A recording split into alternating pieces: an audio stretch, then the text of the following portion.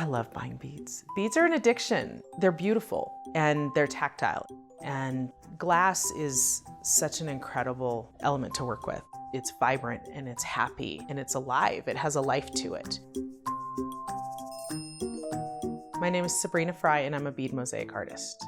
So I use beads like a painter uses paint, and I create mosaics out of glass beads. And so from far away, they do get mistaken for paintings. But when you get close up, it's hundreds of thousands of glass beads that make up this image that looks like a painting. I work out of my home. Half of my home is my studio in my basement. We live in the Carson Valley, South Lake Tahoe area. So it's very inspiring. I get to look at the mountains and the sky and nature all day, which is a big emphasis on my work.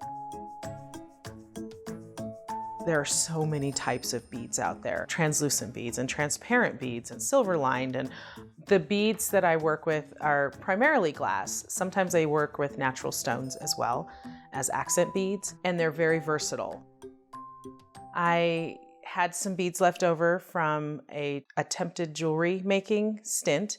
This was about 10 years ago.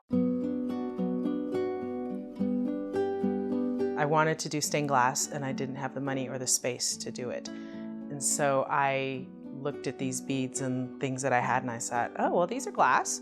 And I have wire that could potentially look like the black lines around stained glass.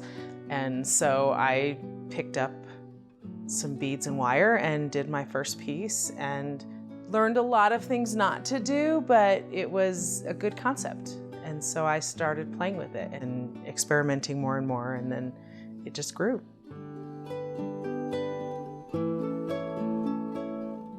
I tend to use repurposed materials for my work. I will take, say, a repurposed serving tray, and I have to sand it. I have to prime it, otherwise nothing's going to stick to it because it was made for durability and for things not to stick to it. So I have to do that, and then I'll bring it in and outline whatever I'm going to do on it. So if I'm creating an animal, I create a very strict outline of what it's going to look like, and then I can start the bead process.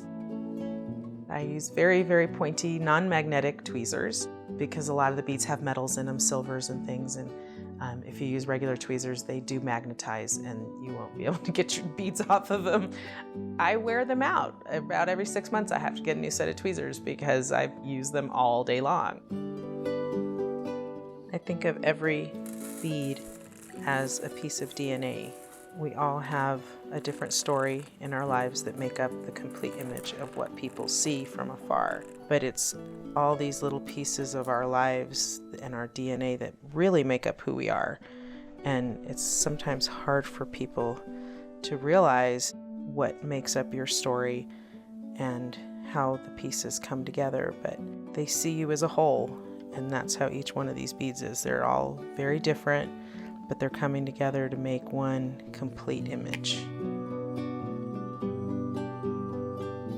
I get that question a lot, how many beads are in this piece? And I did count. There are 156 size 11 seed beads per square inch. I'll do a piece, say, that's 12 by 16, and it'll have something like 90,000 beads. Last year when we moved, I had to weigh the beads for the movers. I had 2,000 pounds of beads, just not attached to boards, just beads. So yeah, I have a lot of beads. I started mixing my own glue mixture that allows me to do what needs to be done, create blends and mixes for each piece and take as long as I need it to take, and then do the glue after. And that way it sets and it works with me and not against me. There's a final touch-up phase that I do with the beads. I seal them with an acrylic glaze so that the glue is protected from the elements. I create them to be durable. But people's reactions are that it's delicate. And we are programmed as children, don't touch the art. At shows, I had to figure out a way to give people permission to touch, and I put go ahead touch me signs up all over the place. And it draws people in because people are naturally tactile creatures. We like touch. And so giving permission to do that gives so much joy. Adults, kids, everybody. They come up to the booth and it's just this sensory experience. They get to feel the trees, they get to pet the birds, and they love it. I love doing shows because I get to see that joy and see that curiosity and the wonder. That sparkling bead piece that's on the wall when the sun hits it every day is going to make them smile, because it can't not, because it's happy. And so I make happy art to make people happy.